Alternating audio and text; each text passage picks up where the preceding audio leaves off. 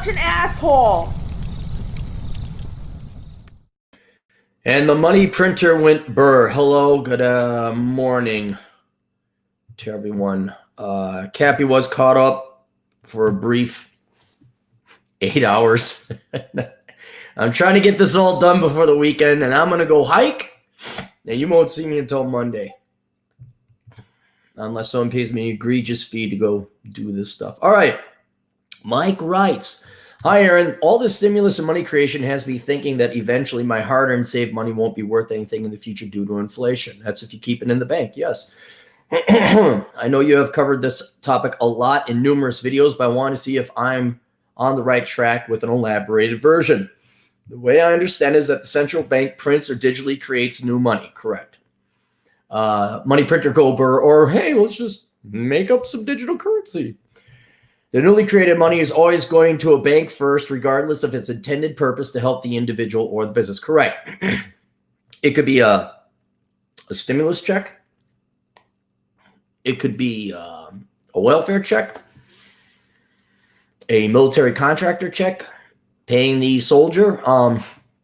Anytime the federal government pays anybody, it goes to a bank, probably direct deposit. It doesn't go to the person's hand, it goes to the bank. So you are correct. The bank can then lend out those funds into the credit market and only has to keep 10% of its reserve. I think they got rid of the reserve requirement ratio. I know they were lowering it, but I think they got rid of it. So he technically could have infinitely created fractional reserve money. But yeah, at one time it was 10% reserve due to the reserve requirements, fractional reserve banking. The new money that was lent out is paid back with interest to said bank from the borrowers. This creates even more money in the economy. No, that technically does the reverse. When you pay back your loans, you are undoing the fractional reserve banking. Now you're paying them back more money with interest, but that money came from somewhere else. That's not newly minted money. So this has kind of the reverse effect. But then you mentioned and is known as the money multiplier effect. That's not the money multiplier effect. The money multiplier effect is based on the velocity at which people spend money. So if times are good, it doesn't necessarily work this way though, but if times are good and it's the roaring 20s and you get, let the good times roll, you get 20 instead of like, ooh, it's the Great Depression. It's the roaring 20s. So let it ride. Let's spend it. So the more people spend the money, the more, now I have money. So that I don't want to say it does not increase the actual money, dollars in circulation, but it has essentially the same effect as spending more money, as if there were more money at a lower velocity rate. So that's the money multiplier effect, how quickly people are prone to spend money. Isn't this Keynesian theory? Not necessarily. It's whether or not we should have a fractional reserve banking system is monetary policy.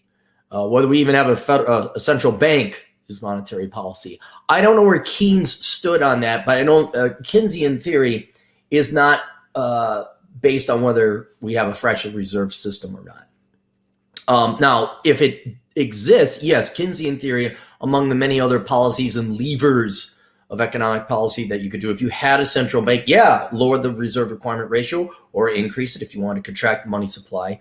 But that is not what Keynesian theory is pinned upon.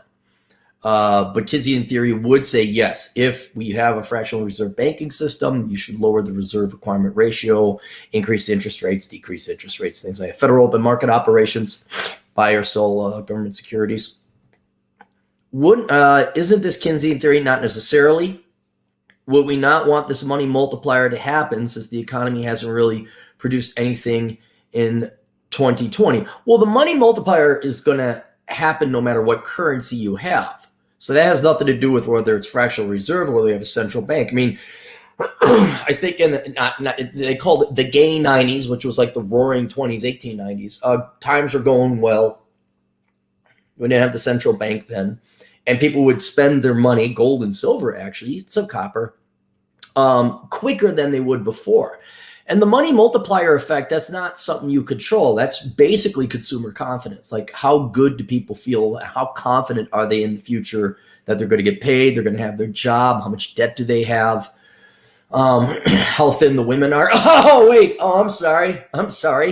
That's going to be the future of economics. As I wrote in my book, the book of numbers, analyzing the ROI and the pursuit of women. And mark my words, it will be a big effect. But it's politically incorrect, so we can't talk about it. So you guys in the economist world, have fun changing your levers. But yeah, like, how good do you feel? How happy is the population? How happy are the people? And if times are roaring, you're going to have a higher velocity of money. If times are not as good, you're going to have a lesser velocity of money. When we want this to happen, is the economy really hasn't produced anything in 2020. The economy produced something in 2020, like $20 trillion worth of goods.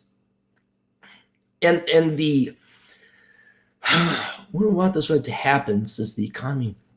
Yes, we would like it to happen, but you can't just force consumer confidence or business confidence. That's another thing. Like, you just can't force that upon a population.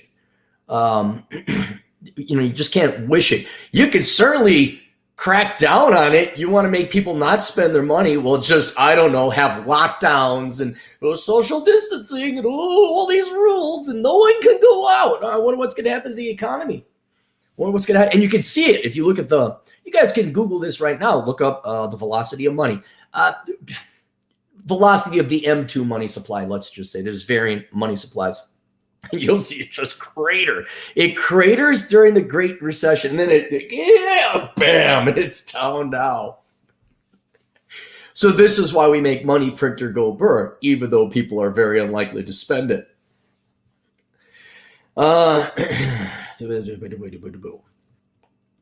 Too much money chasing too few goods. Well, in the case of the money multiplier, if it's just the money multiplier and velocity, it's the same amount of money being turned over chasing more goods. Yes, and that can cause legitimate inflation, not money printer go BRRRR inflation.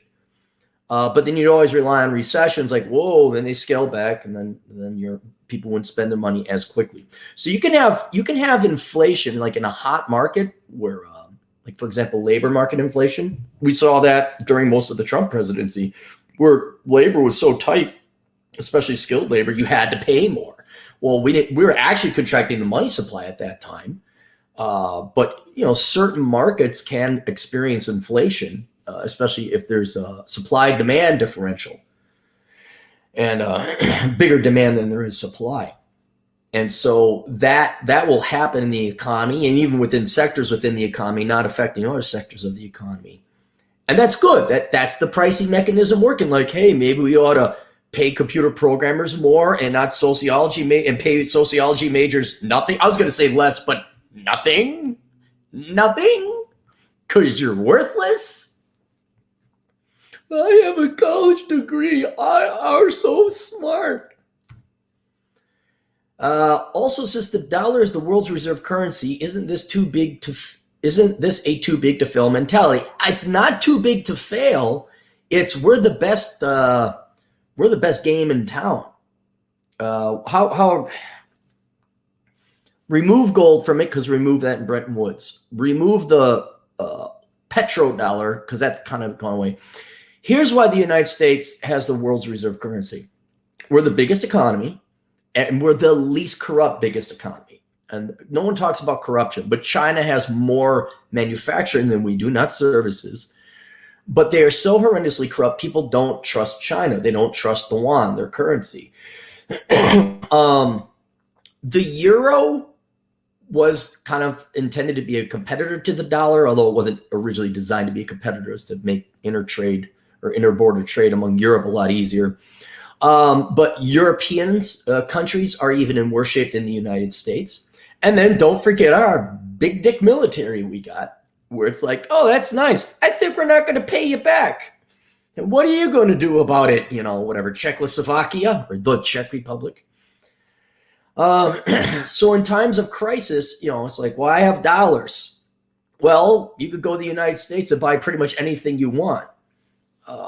But if you got Venezuelan pesos, the only place you could spend it is Venezuela, and you can't buy anything. So the United States has this huge $20 trillion productive economy where you would have intrinsic value of those dollars. You can at least trade it in for something. And so since the dollar is the world's reserve currency, isn't this a too big to fail mentality? Not really. It's more of a, what's the most valuable, large, liquid currency? Like Switzerland has a better currency than us, the Swiss franc. But there's not enough Swiss francs to go around, let alone the economic production that you could cash in those Swiss francs in the Switzerland economy. I think Switzerland's only got like a $300 billion economy. You know, for its small size, it's pretty good. It's better than the United States on a per capita basis, actually. So to settle things in international trade, it's going to be denominated in dollars. Now, it might change. China might uncorrupt itself, and I don't know, the euro might pay down its debts, and maybe its lazy people get off their asses and stop collecting welfare and stop retiring at 52. And, oh, hey, maybe we should work. But, you know, I'm no economist. What do I know? Doesn't every other country that owns our debt and holds a large amount of US dollars in their reserve have a vested interest in the dollar not collapsing? Yes, they do. Because otherwise it would be worthless paper. And all their currency that they paid us long ago would be wasted.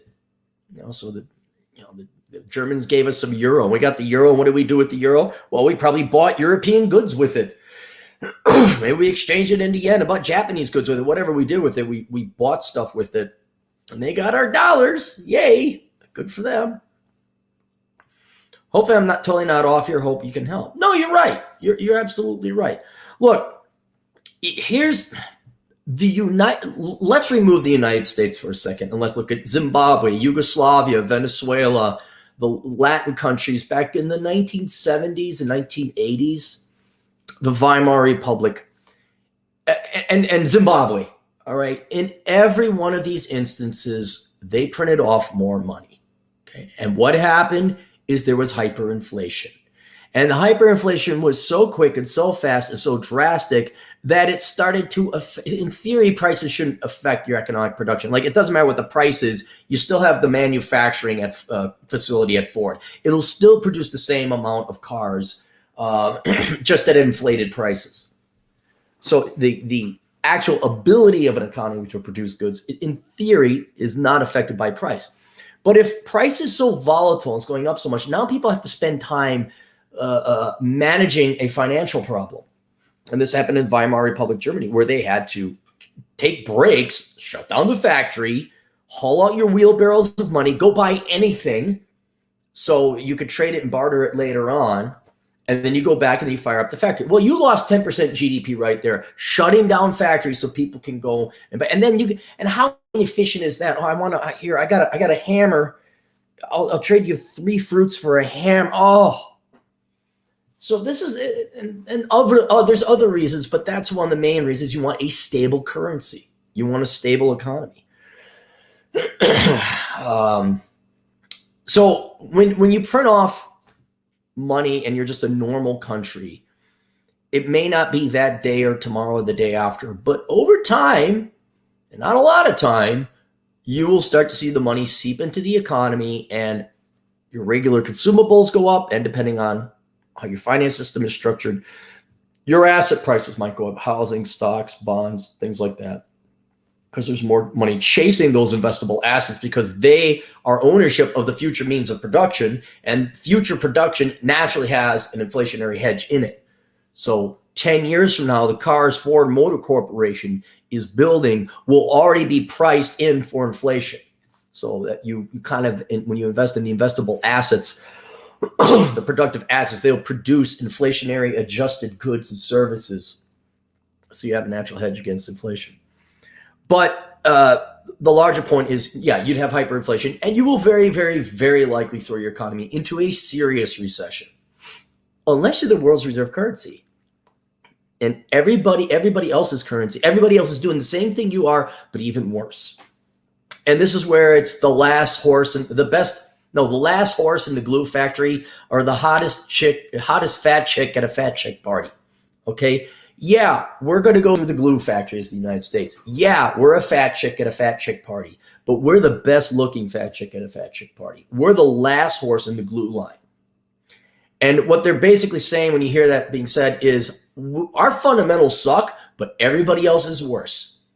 And for all the problems that the United States has and all of our political problems and all that, we're still better than anyone that could possibly pose a threat. China has horrific corruption, and they have a ton of debt that through their standalone enterprises isn't readily made notable. Russia, they might in the future, but they're still not big enough. They don't have the economic reservoir, productive capacity, so that their rubles could dethrone the dollar. Their military is getting there though too. India is interesting. They're also very corrupt, but there's a little bit of hope there. They're not there yet though. And then Brazil is also another large country, large economy, horrendously corrupt and not big enough on its own. Now, if India, China, and Brazil wanted to get together and form one currency, I don't know why they'd have to have some economic ties that'd be more logical than that. And they cleaned up their balance sheets and they issued a new currency. Maybe, but there's so much corruption in those countries. And there's a lot of legwork to do. I don't see that happening. And so for the foreseeable future, I see the United States as that. And so what can happen is, and this is where you see it, you won't see consumer inflation.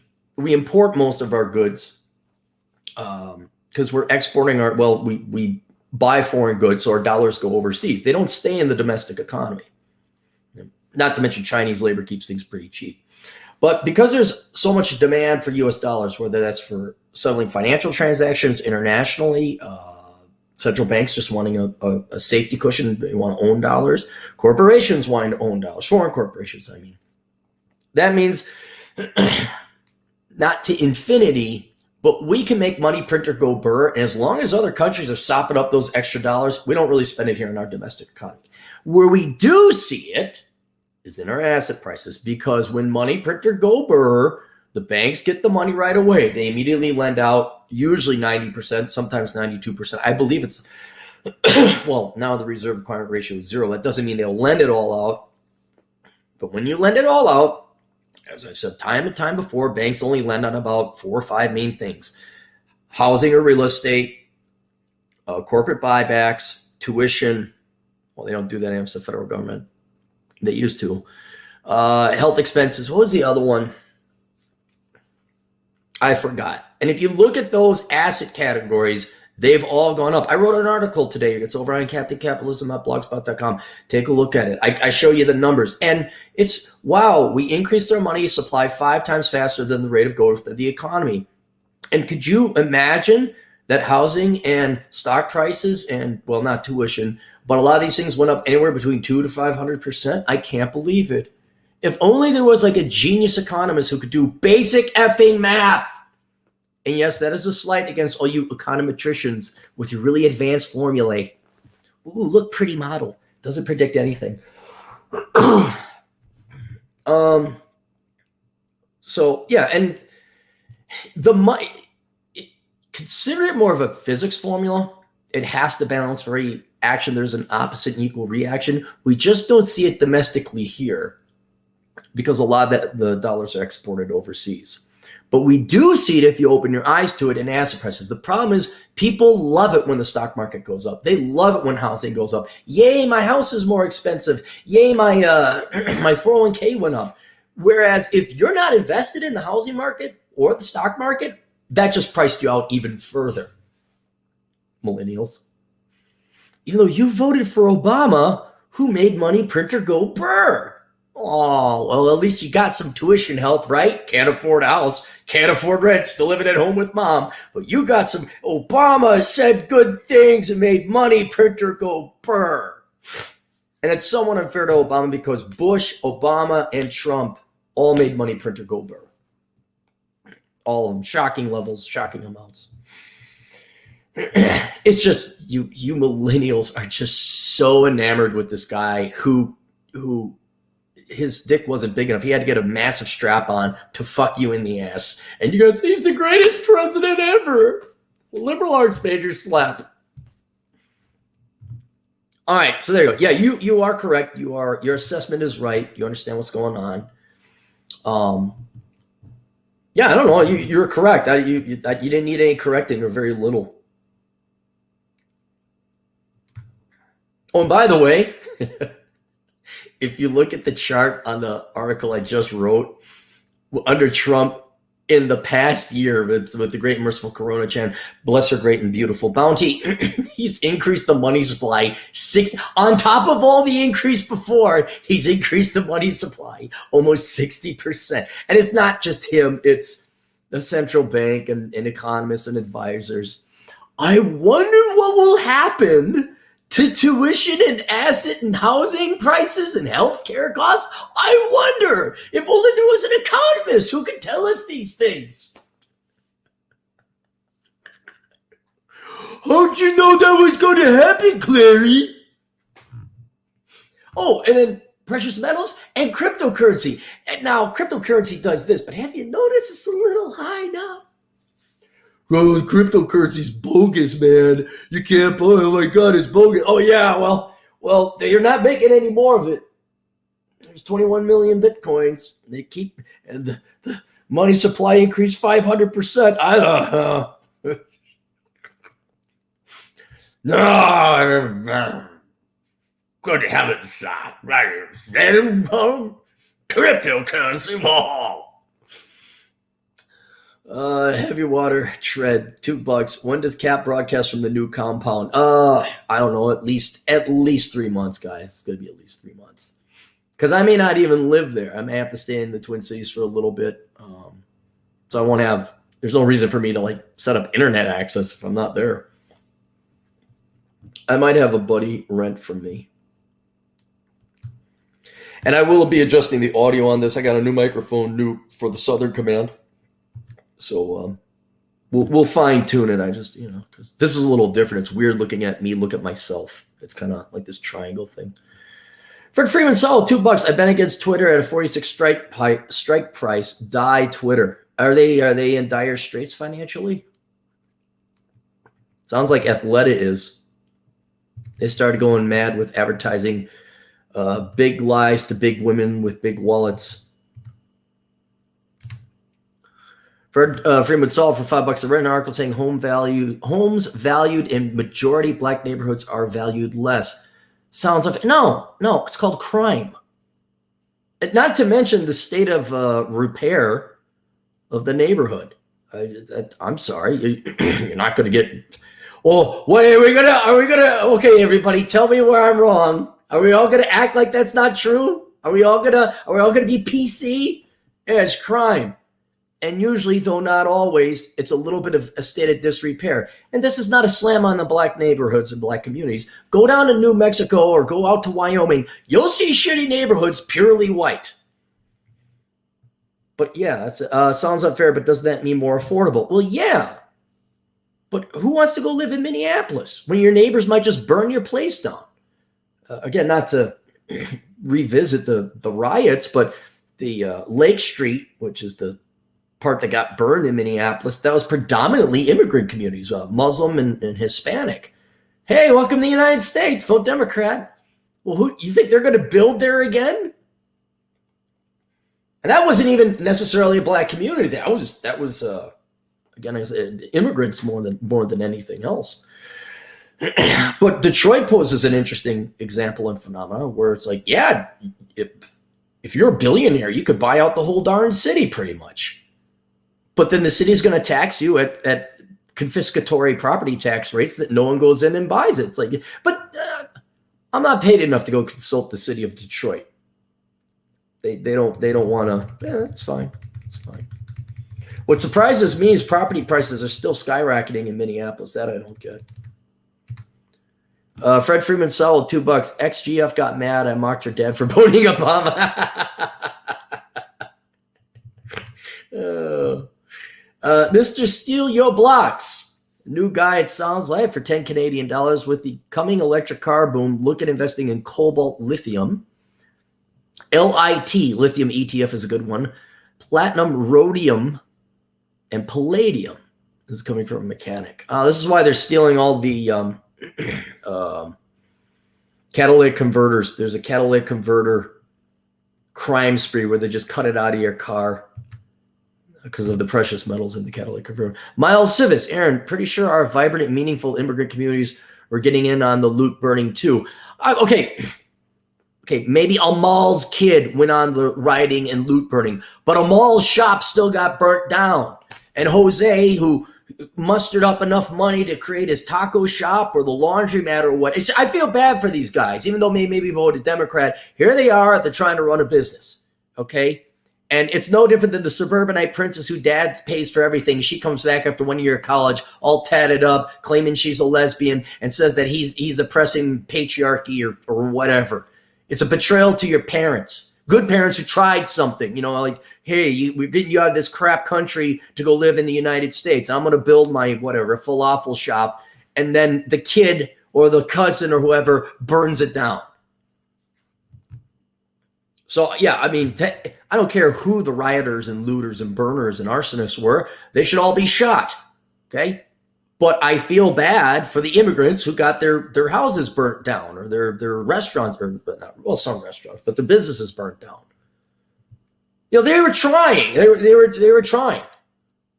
Welcome to the United States, vote Democrat.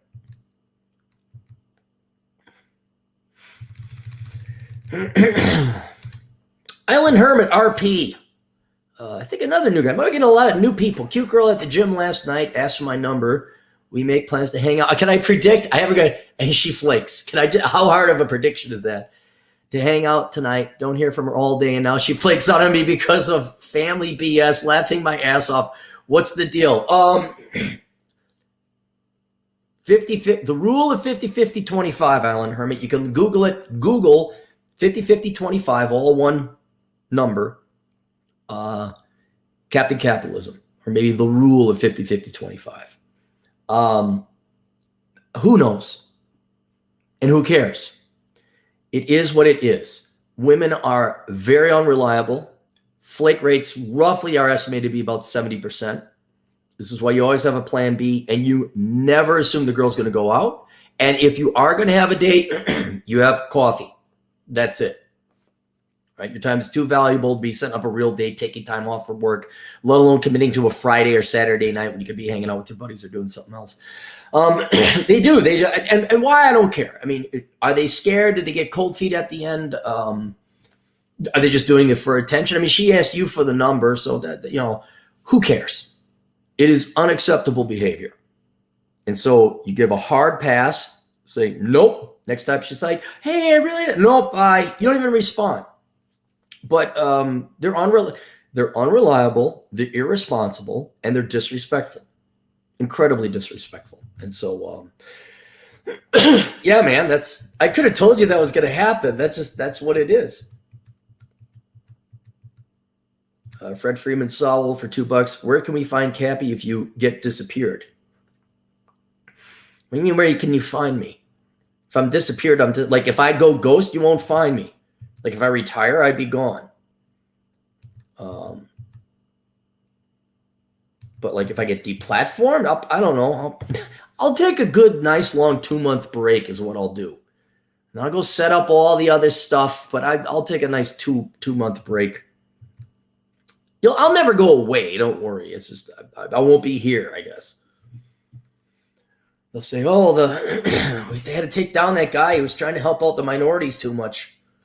Heavy Water Tread, $2. Dakota House tour video request, do it. No. Because, no, it's my house.